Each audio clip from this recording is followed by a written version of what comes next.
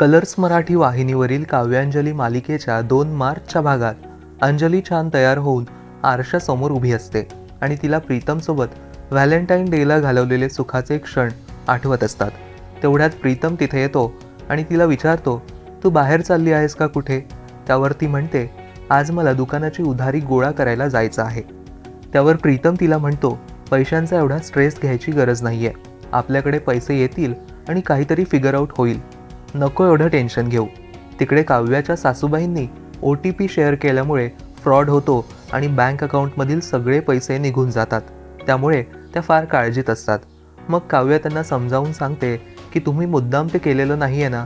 मग एका चुकीमुळे कोणी स्वतःला दोष देऊन त्याचा आपल्या जगण्यावर परिणाम करून घेतं का? त्यावर काव्याचे सासरेबुवा तिला म्हणतात, अगं तू सुद्धा तेच करतेस काव्या. रोज नवा दिवस एक नवी संधी घेऊन उजाडतो.